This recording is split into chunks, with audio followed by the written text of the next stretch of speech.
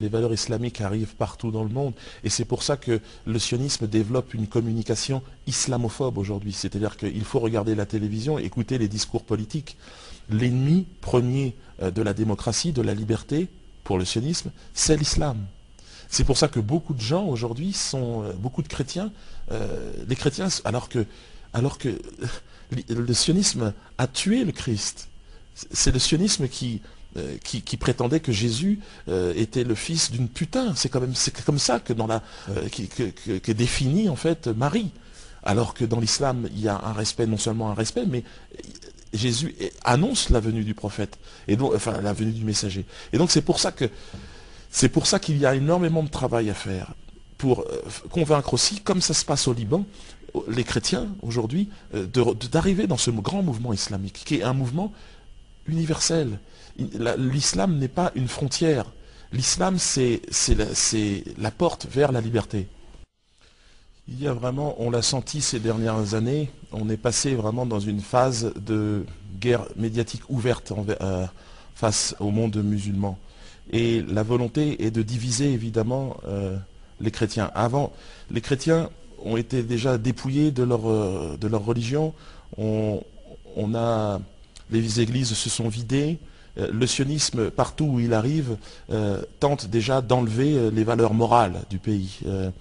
Et puis ensuite, l'islam est arrivé, ce vent qui arrive et qui libère en fait les populations. Qui les étouffe en fait. Oui, et c'est pour ça que de plus en plus de gens vont vers l'islam. Mais il y a une politique, une guerre qui est vraiment menée médiatique. Vous pouvez le constater dans le discours des politiques, mais également dans les médias.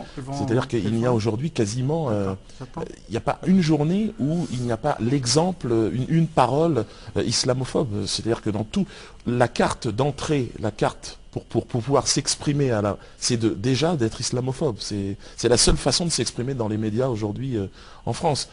Il y a quelques alibis, évidemment, toujours, quelques alibis déguisés en musulmans, déguisés en porteurs de l'islam, mais en réalité, c'est toujours le malin. Et c'est ça la force de l'islam, c'est qu'il semblerait qu'avec le temps, le message originel est garanti. Et c'est pour ça que, d'ailleurs, ici, le pouvoir est bicéphale. Il y a d'un côté des politiques et de l'autre côté aussi des sages qui observent et qui donnent leur avis. Malheureusement, en France, tout ça, ça n'existe pas. C'est pour ça que on est dans une situation où l'islam est devenu, la guerre contre l'islam est devenue une priorité. Je pense que tout le monde est d'accord là-dessus, en tout cas en France. Le lobby sioniste est très présent parce qu'il y a une situation géopolitique internationale qui impose au sionisme de trouver un plan de repli, parce qu'Israël est un projet quasi terminé. Je pense qu'Israël ne survivra pas à cette décennie.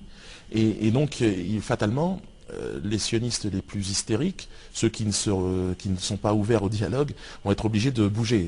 Et donc, ils vont certainement arriver en France parce que et le président de la République est un sioniste invétéré, et les médias, et la plupart des structures aujourd'hui d'État, des institutions françaises sont sous contrôle du sionisme.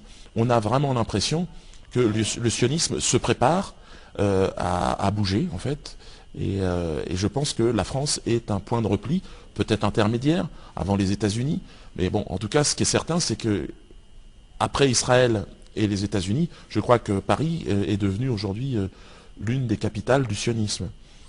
Une question qui m'est venue à l'esprit, M. Mbala. Vous n'avez pas de problème en France, vous vivez en France et vous avancez ces propos très justes et très dangereux même, en tant que quelqu'un qui vit en France. Vous n'avez pas de problème?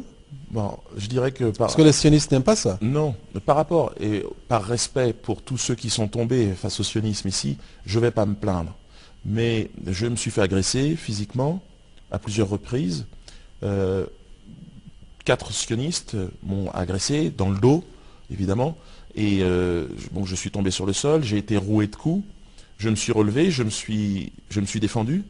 Je les ai même neutralisés. Ils se sont fait juger.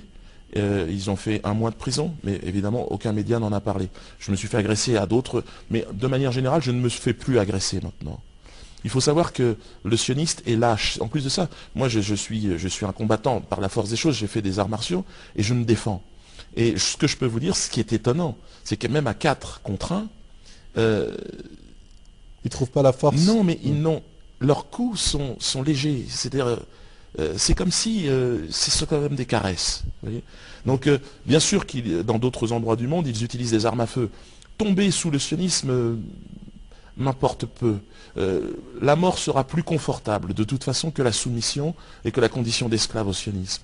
Donc, je n'ai pas à me plaindre. Mais ce que je peux vous dire, c'est que je suis interdit de travailler partout, mais je ne vais pas me plaindre. Je suis content d'être à ma place, je suis content de voir qu'il y a aujourd'hui des jeunes gens qui bougent, qui prennent la relève, qui prennent le flambeau. Mon fils qui m'accompagne aujourd'hui ici, qui s'inspire, qui regarde, qui est impressionné aussi de voir un pays debout comme ça, fier et exemple. Parce que ce que nous avons besoin, c'est d'exemples. On a simplement besoin de voir qu'il y a une vie après le sionisme. Monsieur Mbala, vous êtes un antisioniste très réputé, vous menez des activités pour faire comprendre au monde quel est vraiment l'objectif des sionistes. D'abord, pourquoi les sionistes essayent tant de faire des crimes à travers le monde? Quel est leur intérêt? Je pense que c'est profondément une science du mensonge et une haine profonde de l'humanité. Mais pourquoi, monsieur Mbala? Je ne sais pas. Il me semble que c'est une épreuve qui est envoyée à l'humanité. Une épreuve que nous allons dépasser. Nous survivrons au sionisme. Mais c'est une épreuve parce que le sionisme joue sur nos instincts les plus bas, les plus faciles. Et il nous tente. Il tente de nous... C'est la tentation dont nous parlait le Christ pour les Européens, parce que j'ai grandi dans cette tradition-là. Et il divise. C'est l'art de la dissimulation, du camouflage. Il est là où on ne l'attend pas. Non, c'est vraiment l'épreuve. C'est une épreuve qui nous est envoyée. Et je suis toujours surpris, parce qu'il est là où on ne l'attend pas. Mais il y a quelque chose de lumineux qu'il n'a pas au fond de son regard. Et donc, une fois qu'on a l'habitude de le combattre, on le ressent. On ressent le sionisme dans le discours et dans le cœur des gens. Pour terminer l'émission, je demande à M. Mbala de résumer sa pensée et donner un message à tous ceux qui nous regardent, en 1 minute. En 1 minute, moi, je vais essayer d'être très bref. Je pense qu'effectivement, l'heure est venue à un front plus large de s'unir vraiment contre le sionisme.